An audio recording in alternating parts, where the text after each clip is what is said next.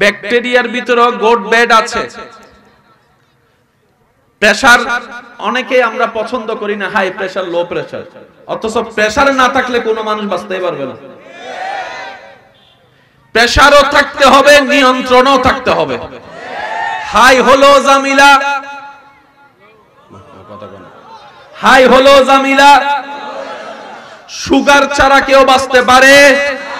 Sugar high হলো জামিলা, লো হলেও প্রত্যেকটা কিছুই নিয়ামত, কিন্তু সেই নিয়ামতের যদি কদর করেন তবে নিয়ামত।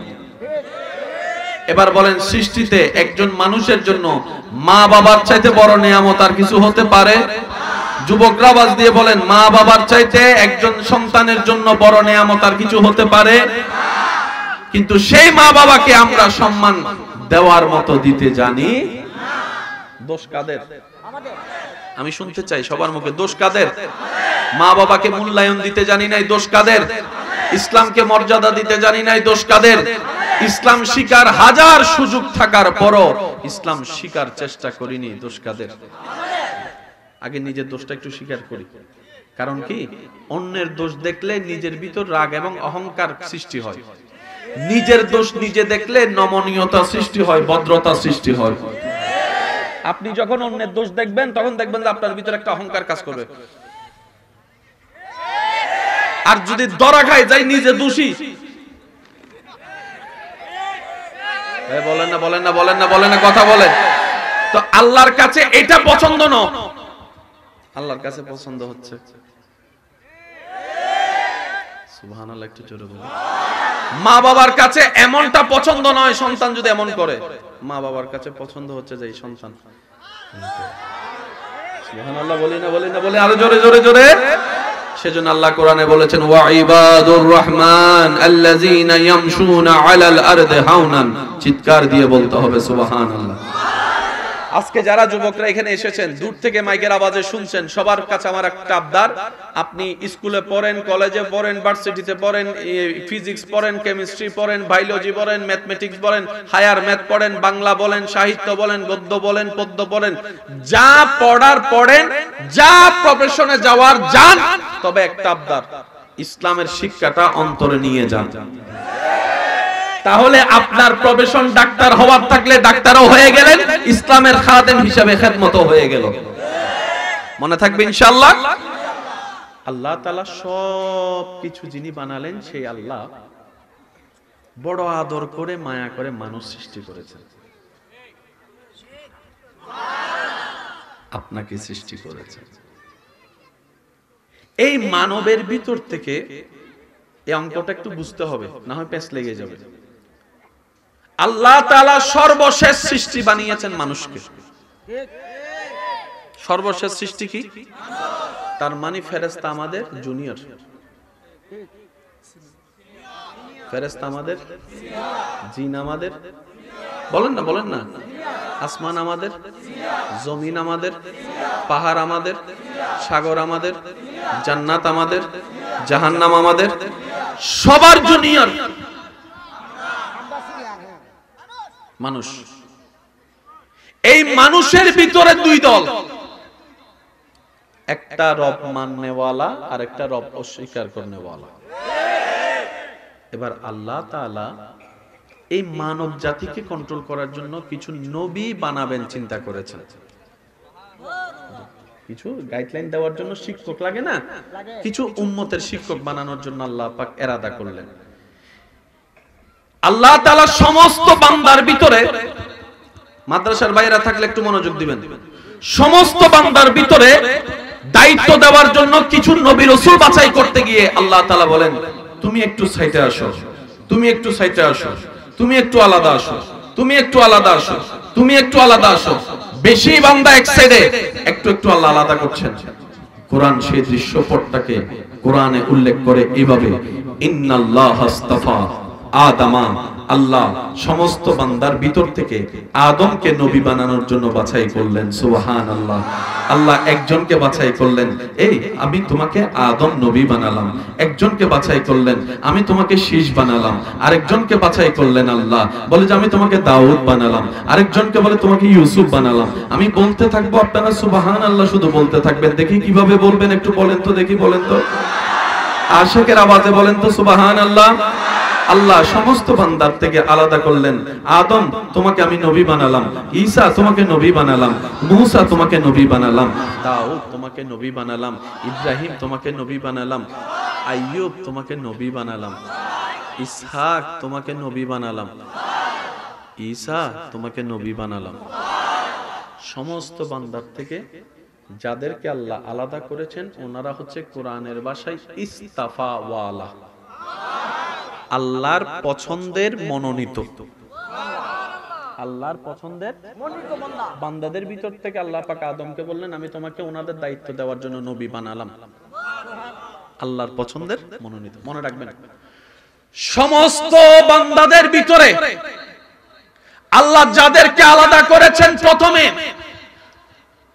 আদম ইস্তাফা ওয়ালা, মুসা ইস্তাফা ওয়ালা, ইসহাক ইস্তাফা ওয়ালা, ইউসুফ ইস্তাফা ওয়ালা, দাউদ ইস্তাফা ওয়ালা, সুবহানাল্লাহ, ইউনুস ইস্তাফা ওয়ালা, আইয়ুব ইস্তাফা ওয়ালা, ইয়াকুব ইস্তাফা ওয়ালা, ইউনুস ইস্তাফা ওয়ালা, মুসা ইস্তাফা ওয়ালা, ঈসা ইস্তাফা ওয়ালা। আর এই ইস্তাফা ওয়ালা ভিতর থেকে যেই একজনকে আল্লাহ আলাদা করেছেন তিনি হচ্ছেন মুস্তাফা।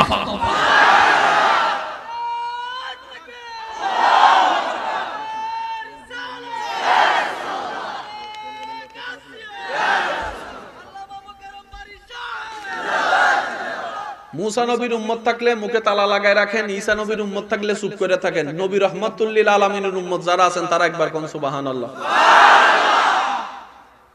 আজকে একটা অঙ্ক সূত্র মনে রাখবেন, জ্বর হলে প্রথমে কোথায় দেখেন? জীবনে কোনোদিন জ্বর হলে গাঁড়ে দেখছেন? কেন? জ্বরের সাথে কপালের একটা সম্পর্ক। তো কপালের যখন টেম্পারেচারটা হাতে লাগে আপনার অনুভব হয়, তখন আপনি বলেন একটু জ্বর, বেশি জ্বর, ওমারে মা এত জ্বর। আপনি কি ডাক্তার? বুঝলেন কিভাবে? তখন আপনি বলবেন ভাই এই সিম্পল জিনিস বোঝার জন্য ডাক্তার হওয়া লাগে না। ঠিক তেমনি ভাবে একটা সূত্র মনে রাখবেন, ইসলাম মানে শান্তি। বলেন, যেখানে অশান্তি সেখানে ইসলাম নাই, যেখানে ইসলাম আছে সেখানে অশান্তি নাই। আমি শুনতে পারি নাই আপনাদের আওয়াজটা। যেখানে অশান্তি সেখানে ইসলাম নাই, যেখানে ইসলাম আছে সেখানে অশান্তি নাই। এই সূত্রটা আজীবন মনে রাখবেন। যেখানে অশান্তি ইসলামের নাম দিয়ে ব্যবহার হবে, বুঝতে পারবেন সেটা আসলে ইসলামের অশান্তি নয়, সেটা আমার মনের অশান্তি, আপনার মনের অশান্তি, আমাদের চিন্তার অশান্তি, আমাদের ভাবনার অশান্তি। আর ইসলাম তো সেই ধর্ম, যুদ্ধ বিগ্রহ চতুর্দিকে অশান্তি আর অশান্তি।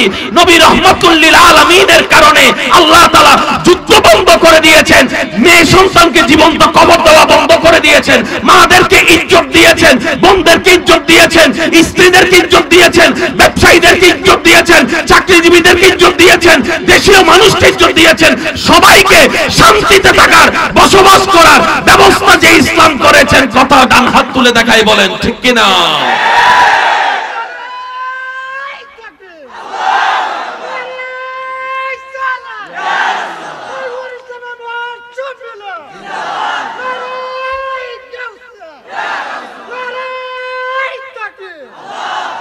এবার বলেন যেখানে ইসলাম আছে সেখানে কি নাই?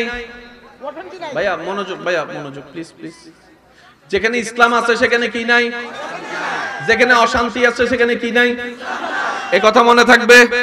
তাহলে ফেসবুকে যদি কখনো ইসলাম নিয়ে অশান্তি দেখেন, বুঝে নিয়েন এটা আপনার আর আমার জামিলা, ইসলামের জামিলা না। আরেকটু জোরে বলেন না রে ভাইয়া। ঠিক মতো বানাইতে জানলে 10 তলা বিল্ডিংও বানানো যায়। আর বেশি পণ্ডিতামি করলে রানা প্লাজার মতো বাঁশের ব্রিজ। কথা কয় না, আরো জোরে। বাস এই সূত্রটা আমার যুবক ভাইদেরকে আমি আবদার করে বলছি, আল্লাহর ওয়াস্তে আমাদের ব্যক্তিগত কর্মের কারণে আল্লাহর ওয়াস্তে ইসলামকে ভুল বুঝিয়েন না। ইসলামকে ভুল বুঝে না, কারণ ইসলাম কারো বাপ দাদার ব্যক্তিগত সম্পত্তি নয়, এটা আল্লাহর দেওয়া ঈমানদারদের জন্য একটা আমানত, নবী মুস্তাফার রেখে যাওয়া আমানত। কথা বলেন ঠিক কি না? এটা সবার আমানত, সবার। আমার গরিটা যদি এখানে পড়ে যায়, আপনার এটা বাধ্য নয় যে আপনি সেভ করে রাখবেন, আপনি খাইয়ে নিতে পারবেন।